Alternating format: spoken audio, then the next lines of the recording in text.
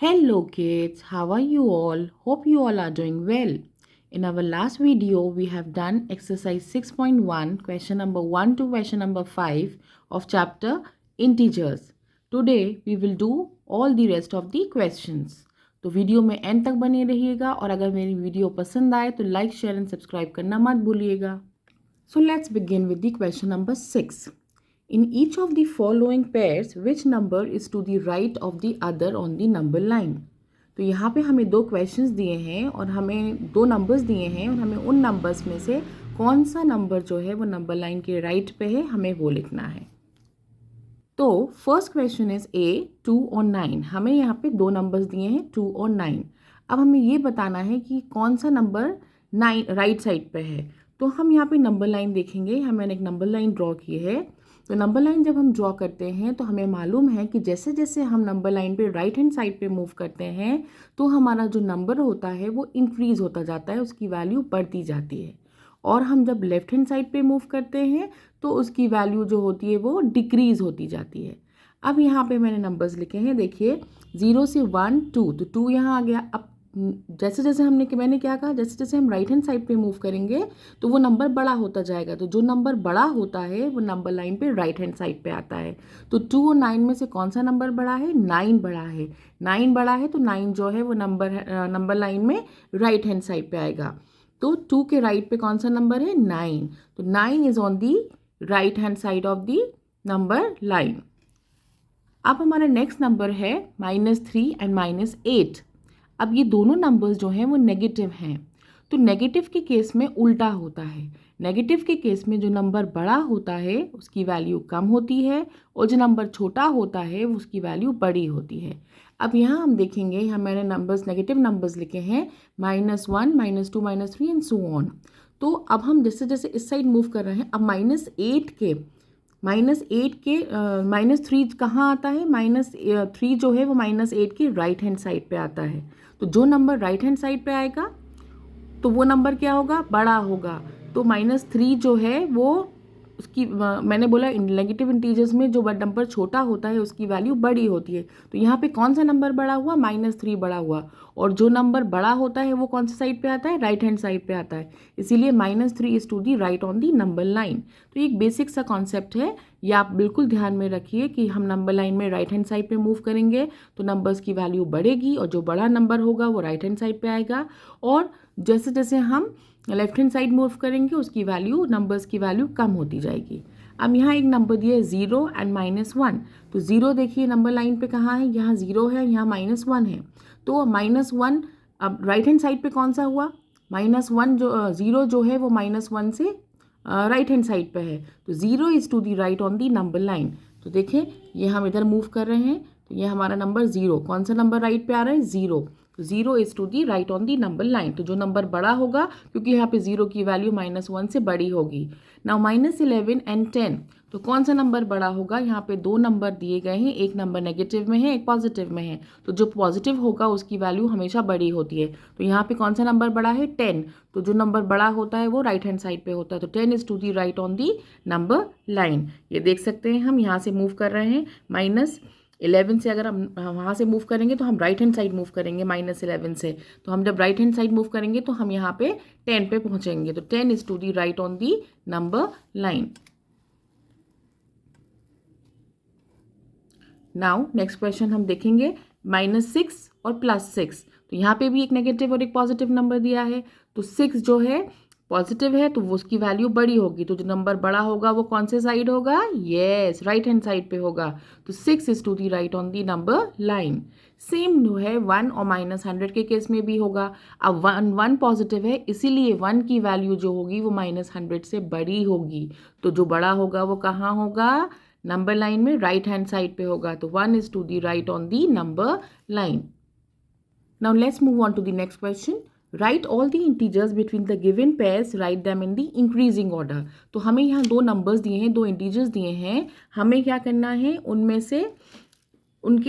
से जो इंटीजर्स हैं उनमें से हमें इंक्रीजिंग ऑर्डर में लिखना है। उन 0 से 7 के बीच में जितने भी नंबर्स होंगे उन्हें हमें इंक्रीजिंग ऑर्डर में लिखना है। तो यहाँ हमने नंबर लाइन बनाई है 0 से। अब हम इस तरफ जाएंगे, 0 से हम जब लेफ्ट हैंड साइड जाते हैं तो नेगेटिव इंटीजर्स आ जाते हैं। तो 0 से -1, -2, -3, -4, -5, -6, -7। तो ये मैंने नंबर लाइन पे ड्रॉ कर लिया है। अब हमें -7 और 0 के बीच के नंबर्स चाहिए। तो बीच के जब हमें नंबर्स चाहिए तो हम कौन से नंबर्स लिखेंगे? -6, -5, -4, -3, -2 और -1। और हमें इंक्रीजिंग ऑर्डर में लिखना है। इंक्रीजिंग ऑर्डर मतलब छोटे से बड़ा। ठीक है, तो मैंने पहले भी बताया था जब हम नंबर लाइन में राइट हैंड साइड मूव करते हैं तो हमारी वैल्यू बढ़ती जाती है। ठीक है, तो हमें हमें छोटे से बड़े फॉर्म में लिखना है। तो -6 यहाँ पे -1 है।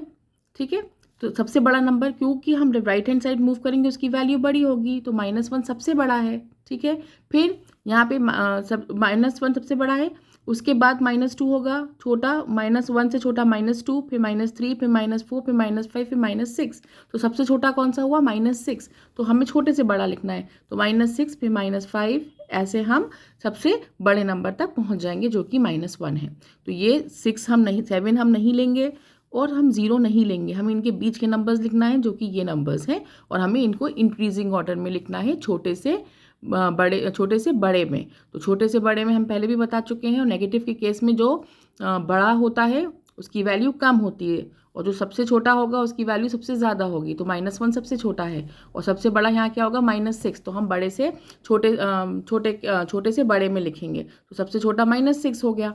ठीक है, -6, फिर -5, -4, -3, -2 और -1। तो ये हमने नंबर्स लिख लिए हैं। नेक्स्ट क्वेश्चन की तरफ मूव करते हैं। -4 एंड 4, +4।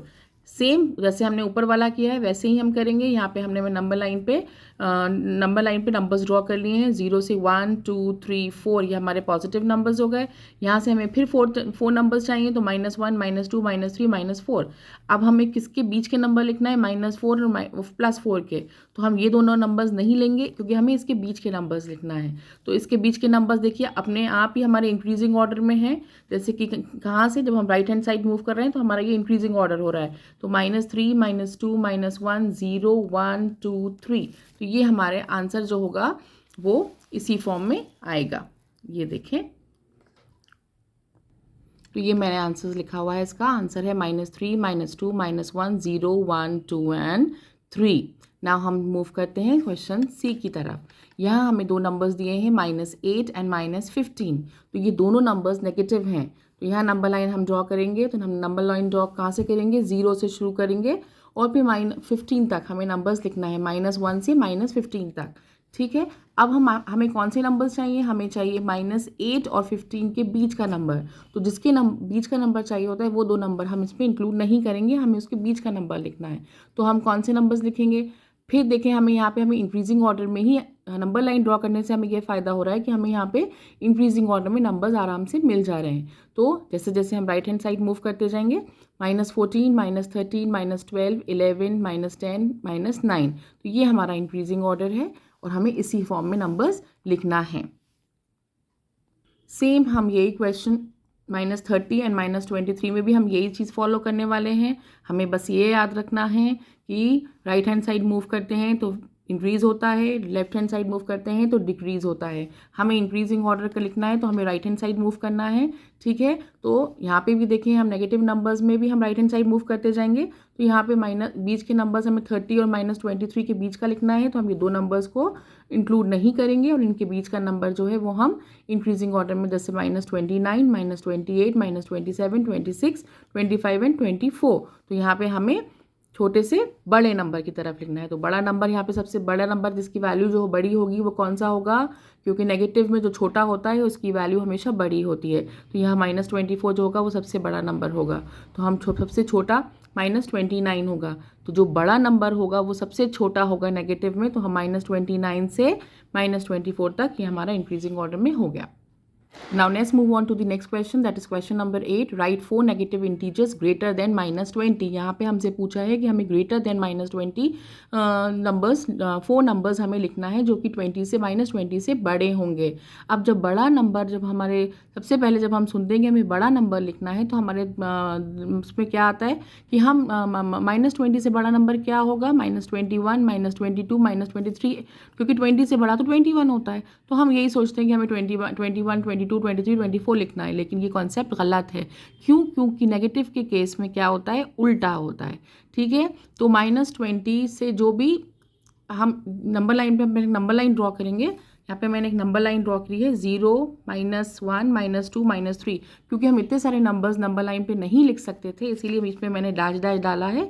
और हम ऐसे मूव करते करते कहाँ पहुँचेंगे, -10 पे पहुँचेंगे एंड फिर 1 हमने -20 तक लिख लिया है. अब हमें लिखना है -20 से बड़े नंबर्स, तो जो छोटे होंगे नेगेटिव के केस में उसकी वैल्यू बड़ी होगी. तो -20 से बड़ा कौन सा होगा, जब हम राइट हैंड साइड मूव करते जाएंगे तो जैसे जैसे हम राइट हैंड साइड मूव करेंगे उन नंबर्स की वैल्यू क्या होगी, बढ़ती जाएगी. तो -20 से अगर हम राइट हैंड साइड मूव कर रहे हैं तो हमें 4 नंबर्स लिखना है. -20 से -19, -18, -17, -16, तो हमें 4 नंबर्स कौन से मिल गए, -19, -18, -17, -16. तो यहाँ हमें क्या याद रखना है, हमें ये याद रखना है कि हमें नेगेटिव के केस में जो नंबर बड़ा होता है उसकी वैल्यू छोटी होती है, कम होती है, और जो नंबर छोटा होता है उसकी वैल्यू बड़ी होती है. Now let's move on to the next question, that is B. Write 4 integers less than -10. अब सेम हमें यही फॉलो करना है, हमें -10 से छोटा नंबर लिखना है, लेस देन -10. तो अब -10 से छोटा नंबर कहाँ कौन से होंगे, -10. अब हम अगर -10 के हम राइट हैंड साइड मूव करेंगे तो ये नंबर्स तो उनकी वैल्यू बड़ी हो जाएगी. तो हमें छोटा नंबर लाने के लिए हमें किस साइड मूव करना पड़ेगा, हमें लेफ्ट हैंड साइड मूव करना पड़ेगा. जब हम लेफ्ट हैंड साइड मूव करते हैं तो नंबर छोटे होते जाते हैं. तो -10 से 4 नंबर्स हमें 4 इंटीजर्स जो हैं उससे लेस वैल्यू के लेना है. तो वो कौन से होंगे, -11, -12, -13 एंड -14. तो हमारा आंसर क्या होगा, तो हमारा आंसर होगा -11, -12, -13 एंड -14. आई होप यहाँ तक के क्वेश्चंस आपको समझ में आए होंगे. अगर कुछ भी क्वेरीज हों, कोई भी प्रॉब्लम हो, तो प्लीज़ मुझे कमेंट बॉक्स में ज़रूर बताएं ताकि मैं आपकी प्रॉब्लम सॉल्व करने में आपकी हेल्प कर सकूँ. आज की वीडियो में बस इतना ही. Till then, bye bye.